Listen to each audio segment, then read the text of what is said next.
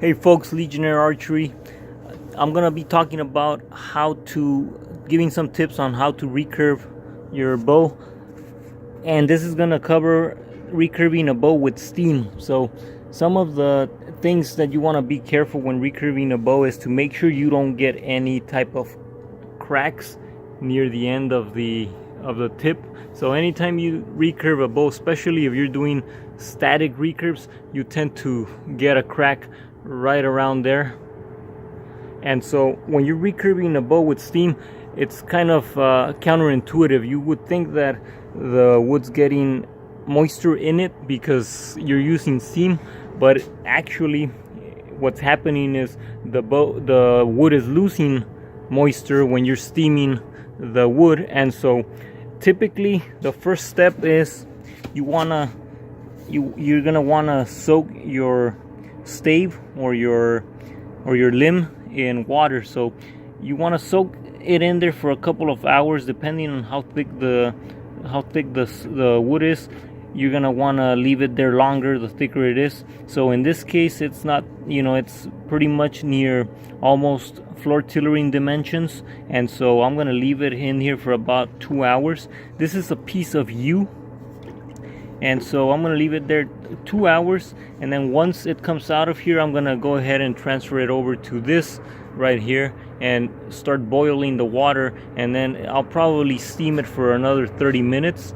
Once it's nice and steamed, I'm gonna take it over to the form, and I'm gonna show you another tip, which is you want to apply rubber tubing to it so that it doesn't break as well. And so you don't just want to use clamps, because the clamps will tighten down the limb. However, you want to make sure you wrap everything so that there's no possibilities of a splinter lifting up on near where it's bending the most. And so I'll show you that in the next few seconds here. So I'll go ahead, I'll leave this here, and then I'll come back and you'll see me put it on the steamer here. I've left this in the water for about an hour and a half, and so I think it'll be ready. My water's starting to boil, so I'm just gonna go ahead and stick this under the aluminum. If you can see here, I put some holes on it.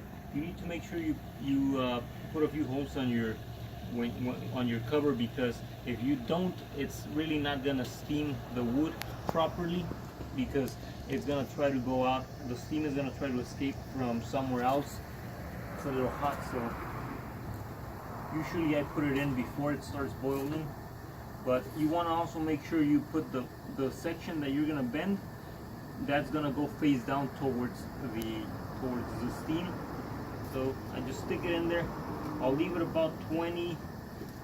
Usually I leave it 30 minutes, but that's if it's not steaming, I'll leave it 30 minutes. So I'm just gonna leave it about 25 minutes. I could do 30, but I don't want to do more than that, because then I'm gonna overcook the wood, and that could be detrimental. So I'll check back with you once I'm getting ready to put it in the form, and then we'll see how. I'll give you some more tips of how to actually bend it. So that's it for now. It's been about 20 minutes now, and I think this is ready to bend. I'm gonna go ahead. When you do this, you gotta work quickly. You gotta take it from here to wherever you're bending. One of the most important things is to make sure you have all your clamps and everything ready. You wanna make sure your clamps are set, and so that you don't have to adjust them as you're clamping it down. You wanna cut that time down as much as possible. And so you want to have everything ready. So I pretty much have my form ready and my clamps ready, and I also have a piece of rubber tubing. The rubber tubing, you make that by cutting a piece of bicycle tire. You cut it in 4 strips, and each strip you can use to wrap. You use to wrap around the form and the wood, and that'll keep some of the splinters down. So I'm just gonna take it, and you're gonna follow me inside. It's a little messy in there, but hopefully you can see what I do and how I bend it. All right, so let's go.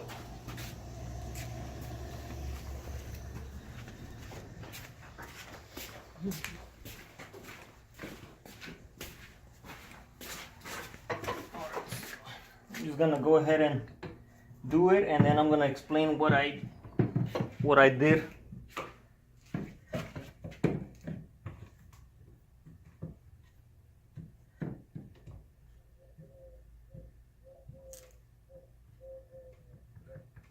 make sure this is centered. Once I know this is centered, I'm going to put the bicycle tube around it and just start tying it down as I press down on it. So this is going to keep the splinters down in case they want to lift. I'm just going to keep bending.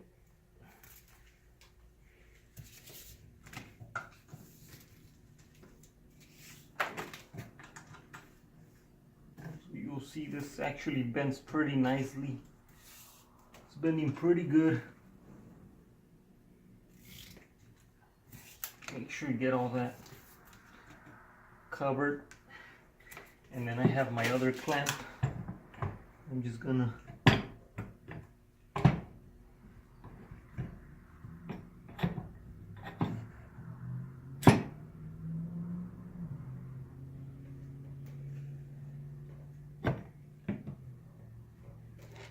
Alright, so once this is in, you're pretty much home free.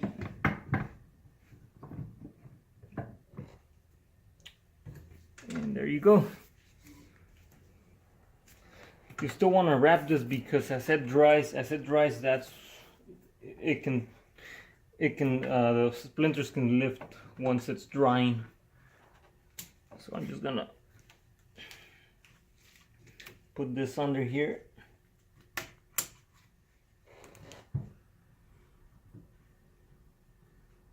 There we go. Pretty much.